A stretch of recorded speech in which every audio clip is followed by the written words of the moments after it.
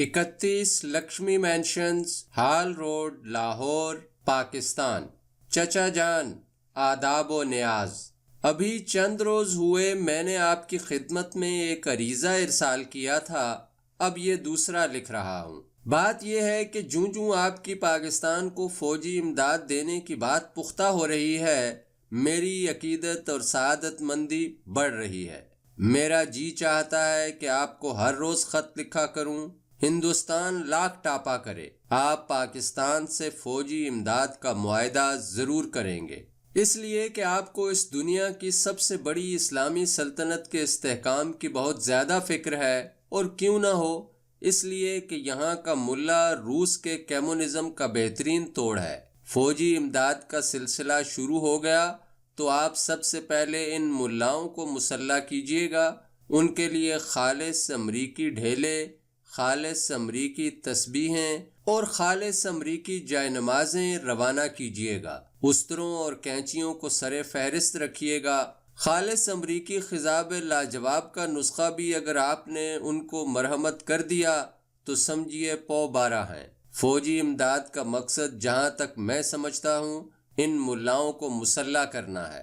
میں آپ کا پاکستانی بھتیجا ہوں، مگر آپ کی سب رمزیں سمجھتا ہوں، لیکن عقل کی یہ ارزانی آپ ہی کی سیاسیات کی عطا کردہ ہے، خدا اسے نظر بد سے بچائے۔ ملاؤں کا یہ فرقہ امریکی سٹائل میں مسلح ہو گیا تو سویٹ روس کو یہاں سے اپنا پاندان اٹھانا ہی پڑے گا، جس کی کلیوں تک میں کمیونزم اور سوشلزم گھلے ہوتے ہیں۔ امریکی اوزاروں سے کتری ہوئی لبیں ہوں گی، امریکی مشینوں سے سلے ہوئے شرعی پیجامے ہوں گے، امریکی مٹی کے ان ٹچڈ بائی ہینڈ قسم کے ڈھیلے ہوں گے، امریکی رحلیں اور امریکی جائے نمازیں ہوں گی۔ بس آپ دیکھیے گا چاروں طرف آپ ہی کے نام کے تسبیح خواں ہوں گے۔ یہاں کے نچلے اور نچلے درمیانے طبقے کو اوپر اٹھانے کی کوشش تو ظاہر ہے آپ خوب کریں گے۔ بھرتی انہی دو طبقوں سے شروع ہوگی، دفتروں میں چپراسی اور کلرک بھی یہیں سے چنے جائیں گے،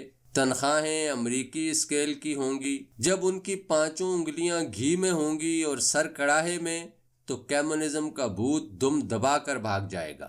بھرتی کا سلسلہ شروع ہو، مجھے کوئی اعتراض نہیں، لیکن آپ کا کوئی سپاہی ادھر نہیں آنا چاہیے۔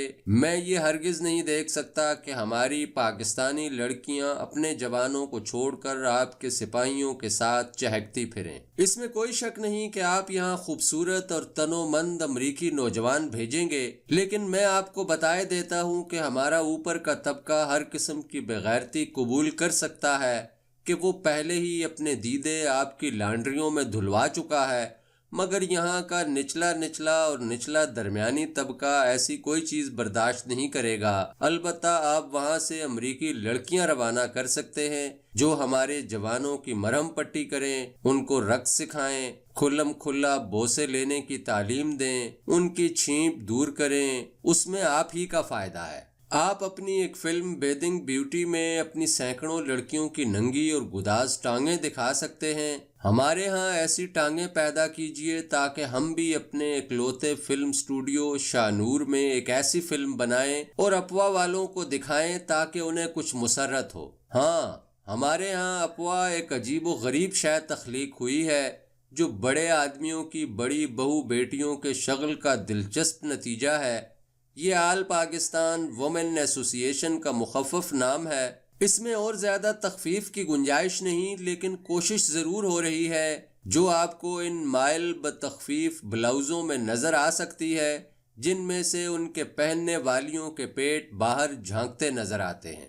ابھی ابتدا ہے، لیکن افسوس اس بات کا ہے کہ یہ بلاؤز عام طور پر 40 برس سے اوپر کی عورتیں استعمال کرتی ہیں، جن کے پیٹ کئی مرتبہ کلبوت چڑھ چکے ہوتے ہیں۔ چچا جان، میں عورت کے پیٹ پر، خواہ وہ امریکی ہو یا پاکستانی، اور سب کچھ دیکھ سکتا ہوں، مگر اس پر جھریاں نہیں دیکھ سکتا۔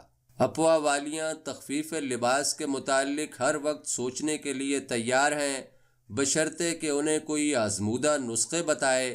آپ کے یہاں 65 برس کی بڈھیاں اپنے پیٹ دکھاتی ہیں، مگر ان پر مجال ہے جو ایک جھری بھی نظر آ جائے۔ معلوم نہیں وہ منہ زبانی بچے پیدا کرتی ہیں یا انہیں کوئی ایسا گر معلوم ہے کہ سانپ بھی مر جائے اور لاٹھی بھی نہ ٹوٹے۔ بہرحال اگر آپ کو یہاں تخفیف لباس چاہیے تو ہالی ووڈ کے چند ماہرین یہاں روانہ کر دیجئے۔ آپ کے یہاں پلاسٹک سرجری کا فن عروج پر ہے۔ فی الحال ایسے نصف درجن سرجن یہاں بھیج دیجئے جو ہماری بوڑھیوں کو لال لگام کے قابل بنا دیں۔ مکفہ شاعری کا زمانہ تھا تو ہمارے یہاں معشوق کی کمر ہی نہیں تھی، اب غیر مکفہ شاعری کا دور ہے، مگر یہ ایسا الٹا پڑا ہے کہ اب معشوق کی ناپید کمر کچھ اس طرح ناپید ہوئی ہے کہ اسے دیکھو تو سارا معشوق اس کے پیچھے غائب ہو جاتا ہے۔ پہلے یہ حیرت ہوتی تھی کہ وہ ہزار بند کہاں باندھتا ہے، اب یہ حیرت ہوتی ہے کہ وہ کس درخت کا تنا ہے جس کے ارد گرد اس غریب کو باندھنے کی کوشش کی گئی ہے۔ آپ مہربانی فرما کر بنفس نفیس یہاں تشریف لائیے اور فوجی معاہدہ کرنے سے پہلے اس بات کا فیصلہ کیجیے گا کہ یہاں معشوق کی کمر ہونی چاہیے یا نہیں، اس لیے کہ فوجی نقطۂ نگاہ سے یہ بہت اہمیت رکھتا ہے۔ ایک بات اور، آپ کے فلم ساز ہندوستانی صنعت فلم سازی میں بہت دلچسپی لے رہے ہیں، یہ ہم برداشت نہیں کر سکتے۔ پچھلے دنوں گریگری پک ہندوستان پہنچا ہوا تھا، اس نے فلم سٹار سوریا کے ساتھ تصویر کھنچوائی، اس کے حسن کی تعریف میں زمین آسمان کے کلابے ملائے۔ پچھلے دنوں سنا تھا کہ ایک امریکی فلم ساز نے نرگس کے گلے میں بازو ڈال کر اس کا بوسہ بھی لیا تھا۔ یہ کتنی بڑی زیادتی ہے۔ ہمارے پاکستان کی ایکٹریسیں مر گئی ہیں کیا؟ گلشن آرا موجود ہے، یہ جدا بات ہے کہ اس کا رنگ توے کی مانند کالا ہے اور لوگ اسے دیکھ کر یہ کہتے ہیں کہ گلشن پر آرا چلا ہوا ہے، لیکن ہے تو ایکٹریس، کئی فلموں کی ہیروئن ہے اور اپنے پہلو میں دل بھی رکھتی ہے۔ سبیہ ہے، یہ علیحدہ بات ہے کہ اس کی ایک آنکھ تھوڑی سی بھینگی ہے، مگر آپ کی ذرا سی توجہ سے درست ہو سکتی ہے۔ یہ بھی سنا ہے کہ آپ ہندوستانی فلم سازوں کو مالی امداد بھی دے رہے ہیں۔ چچا جان، یہ کیا ہرجائی پناہ ہے، یعنی جو للو پنجو آتا ہے اس کو آپ مدد دینا شروع کر دیتے ہیں۔ آپ کا گریگری پک جائے جہنم میں۔ معاف کیجئے، مجھے غصہ آ گیا ہے۔ آپ اپنی 2-3 ایکٹریسیں یہاں بھیج دیجئے، اس لیے کہ ہمارا اکلوتا ہیرو سنتوش کمار بہت اداس ہے۔ پچھلے دنوں وہ کراچی گیا تھا تو اس نے کوکو کولا کی 100 بوتلیں پی کر ریٹا بے ورتھ کو خواب میں 1000 مرتبہ دیکھا تھا۔ مجھے لپ سٹک کے متعلق بھی آپ سے کچھ عرض کرنا ہے۔ وہ جو کس پروف لپ سٹک آپ نے بھیجی تھی ہمارے اونچے طبقے میں بالکل مقبول نہیں ہوئی۔ لڑکیوں اور بوڑھیوں کا کہنا ہے کہ یہ محض نام ہی کی کس پروف ہے، لیکن میں سمجھتا ہوں کہ ان کا کسنگ کا طریقہ ہی غلط ہے۔ میں نے دیکھا ہے لوگوں کو یہ شغل فرماتے ہوئے، ایسا معلوم ہوتا ہے کہ تربوز کی پھانک کھا رہے ہیں۔ آپ کے یہاں ایک کتاب چھپی تھی جس کا عنوان بوسہ لینے کا فن تھا، مگر معاف کیجئے، کتاب پڑھ کر آدمی کچھ بھی نہیں سیکھ سکتا۔ آپ وہاں سے فوراً بذریعہ ہوائی جہاز ایک امریکی خاتون روانہ کر دیجئے جو ہمارے اونچے طبقے پر تربوز کھانے اور بوسہ لینے میں جو فرق ہے بطریق احسن واضح کر دے۔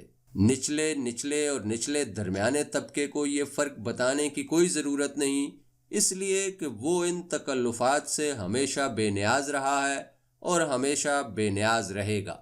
آپ کو یہ سن کر خوشی ہوگی کہ میرا معدہ اب کسی حد تک آپ کی امریکی گندم کا عادی ہو گیا ہے۔ اب اسے ہمارے یہاں کی آب و ہوا راس آنی شروع ہو گئی ہے، کیونکہ اب اس کے آٹے نے پاکستان اسٹائل کی روٹیوں اور چپاتیوں کی شکل اختیار کرنے کا ارادہ کر لیا ہے۔ میرا خیال ہے خیر سگالی کے طور پر آپ یہاں کے گندم کا بیج اپنے ہاں منگوا لیں۔ آپ کی مٹی بڑی زرخیز ہے، اس اختلاط سے جو امریکی پاکستانی گندم پیدا ہوگا بڑی خوبیوں کا حامل ہوگا۔ ہو سکتا ہے کوئی نیا آدم پیدا ہو جائے جس کی اولاد ہم اور آپ سے مختلف ہو۔ میں آپ سے ایک راز کی بات پوچھتا ہوں۔ پچھلے دنوں میں نے یہ خبر پڑھی تھی کہ نئی دلی میں بھارت کی دیویاں رات کو اپنے بالوں میں چھوٹے چھوٹے کمکمے لگا کر گھومتی ہیں جو بیٹری سے روشن ہوتے ہیں۔ خبر میں یہ بھی لکھا تھا کہ بعض دیویاں اپنے بلاؤزوں کے اندر بھی ایسے کمکمے لگاتی ہیں تاکہ ان کا اندر باہر روشن رہے۔ یہ اپج کہیں آپ ہی کی تو نہیں تھی؟ اگر تھی تو چچا جان سبحان اللہ۔ میرا خیال ہے اب آپ انہیں ایسا صفوف تیار کر کے بھیجیں جس کے کھانے سے ان کا سارا بدن روشن ہو جایا کرے اور کپڑوں سے باہر نکل نکل کر اشارے کیا کرے۔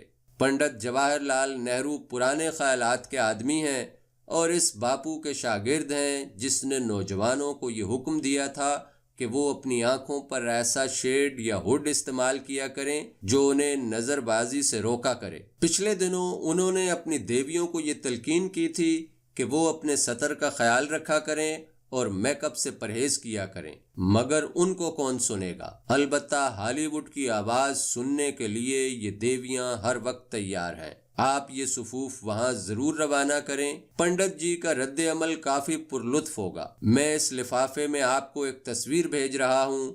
یہ پاکستانی خاتون کی ہے جس نے بمبئی کی مچیرنوں کی چولی کا سا بلاؤز پہنا ہوا ہے۔ اس میں سے اس کے پیٹ کا تھوڑا سا نچلا حصہ جھانک رہا ہے۔ یہ آپ کی خواتین کے ننگے پیٹوں کو ایک عدد پاکستانی گدگدی ہے۔ گر قبول افتد زئے عز و شرف، آپ کا برخوردار بھتیجا سعادت حسن منٹو، 21 فروری 1954۔